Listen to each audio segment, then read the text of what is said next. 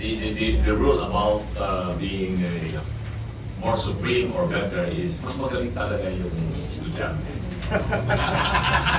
Mutual admiration club pala ito. Well, first and foremost, I would like to greet everyone ng magandang umaga ng Webes ngayon, ano? Kahit na mataas masyado na yung langis, at baka mawalan na tayo ng supply. At tinanong ako ni MJ kanina nung pagpasok ko rito, bakit daw green na naman yung aking kulay? Favorite na color ko yun kasi it signifies two things. One, pro-life. Green is the color of life. Nakikita mo yung environment natin, dahon, pag-green yan. It also symbolizes wealth. Kasi green box yan. Kaya ako ay pro-USA. Dahil sa nangyayari ng kaguluhan dyan sa Middle East, mag-uusap na raw yung Philippine government sa Chinese government for possible joint exploration in West Philippine Sea.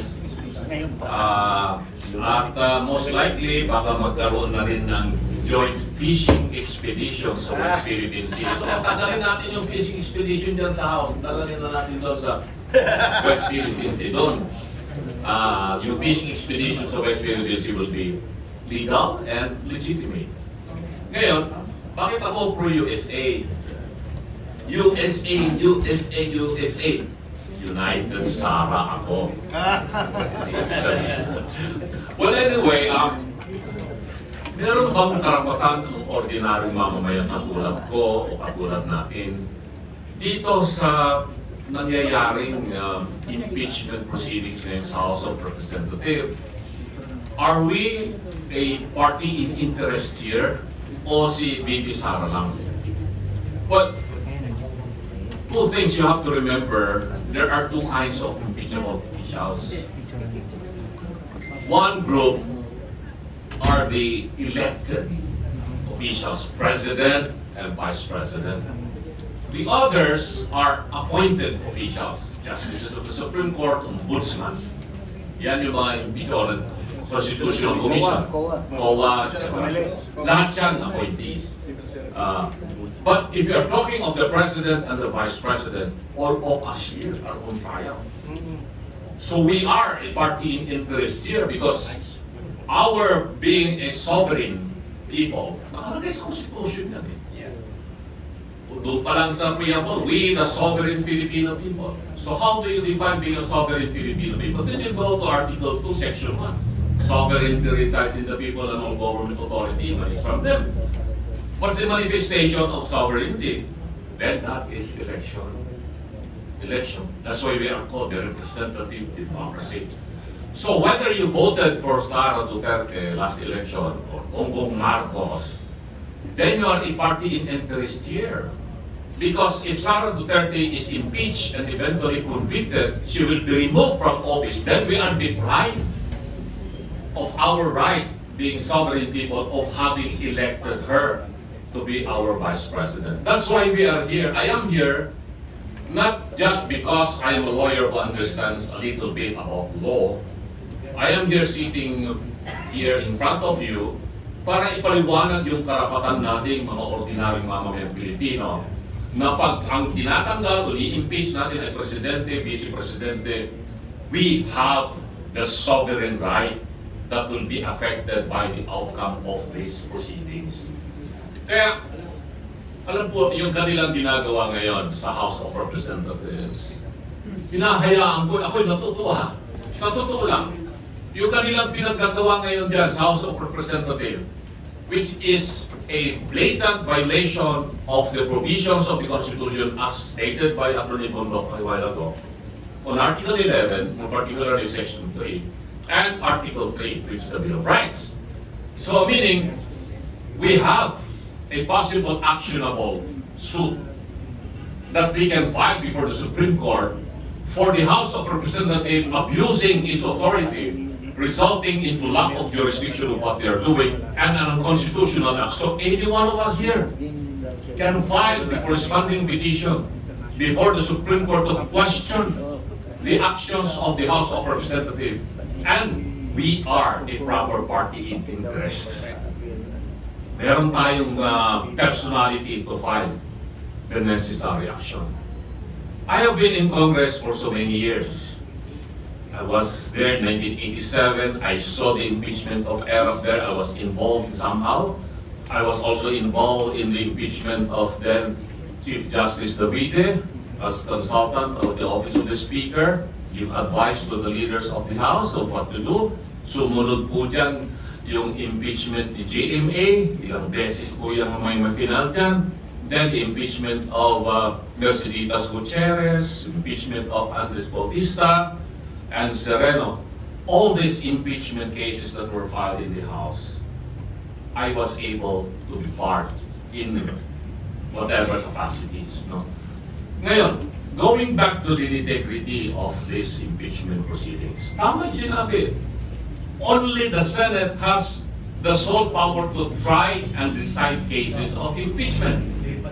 When you say try or trial, there's no distinction of maxi trial or mini trial. Basta trial yan. Yung mini skirt lang yan. Magandang tuloy yan. Pero, there's no such thing as mini trial. Saan sa rin best ko ng gano'n? Now, if they are going to again define what they're doing as, well, it is akin. Ayan, yan salita akin yan, akin. Okay. Similar to a preliminary investigation before the office of the prosecutor. Or maybe we can say inquest proceedings. Kasi kami mga trial lawyers, dinaanan namin yan. So summary lang talaga ang pinag-uusapan doon. Whether it's an inquest proceedings or preliminary investigation before the office of the prosecutor, then the only things to be considered by the prosecutor would be what? The complaint affidavits, and the affidavits of the witnesses if there are any, and the counter affidavit of the defendant or respondent, or the real pieces of evidence that have been recovered. And if these are sufficient, then they will file the corresponding information in court. Yun lang gagawin. Hindi pwedeng magkaroon ka ng tawagin ng fiscal kung sino-sino yung mga wala naman silang participation that they have not filed any document in form of affidavit. Because that is fishing expedition na yun. Fishing expedition yun. Yung ginagawa nila ngayon, okay, dapat pagbasihan lamang nila, they have already determines yung substance is there. Compliant daw. So, compliant ba yung complaint? Compliant ba doon sa mga attached affidavits? Ngayon, kung meron silang clarificatory hearing, tawag ko yan, trial.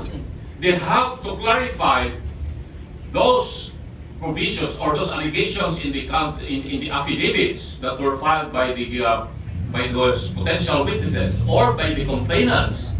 Then they can conduct a hearing. Clarify nyo nga ito. What do you mean by this? That is clarificatory hearing. But if you are going to start issuing subpoena to people who are not mentioned in the complaint or who have not submitted any document or affidavit, that is violation already of the provision of the Constitution on trial. Trial na kasi yan eh. So, sabihin mo mini trial, mini trial, pagkakaiba ba yan sa maxi trial o trial? Pareho lang na trial yan. And remember, any incidents or any other action related to trial, which is the sole power of the Senate, and if this is undertaken by the House of Representatives, it is unconstitutional. It is just not unconstitutional, it's also done with great abuse of discretion amounting to lack of jurisdiction. Nung binasa ko yung answer ad cotellam ni VP Sara, I was so proud of her lawyers. Magaling sila. They know what they are doing. They know their law. They have to answer it, but it's ad cotellam, meaning to say as a precautionary measure without waiving the right to object on anything related to the unconstitutionality of the complaints or the proceedings that will take place in the House. So ngayon, ang ginagawa nitong Committee on Justice, insisting of issuing subpoenas. Meron sila sinabina pa ng abogado. I heard idea. No, these are all violation. These are all violation of the sole power of the Senate in a trial. No, hindi naman na ito kasi committee hearing lamang ng in order to what do you call that, pass a law. No, not anymore. This is a hearing not in aid of legislation, but a committee hearing to determine if there is not just a mere probable cause, but if there are evidence that would warrant the findings of the Committee on Justice to go up to the plenary and for the plenary to decide and then transmit the matter to the Senate. Ganun lang kasimple yung impeachment proceedings. They are trying to complicate things in a way, katulad sinabi ni Atty. Parnas, Congressman Jing, because sabi nila, Sarsuela ito. Sabi ni Atty. Topacio, kangaroo court. No, don't use kangaroo court. That's going to be an insult to the beautiful kangaroo. I love kangaroo. I've been to Australia many times and they're so beautiful. So don't compare the Committee on Justice as a kangaroo court. It's an insult to the kangaroo. Or even, let's say, sinabi, muro-muro lang yan. No. Don't use again that muro. It's an insult to our Muslim brothers and sisters. Hindi pwede. No? Ang ginagawa nila doon sa House of Representatives, purely political. You would want to put the Vice President in a bad light in the eyes of the public because she is the most trusted, popular public official of the land now, despite all their efforts to destroy her for the past 2 years. Hindi nila mapababa yan yung kanyang trust rating.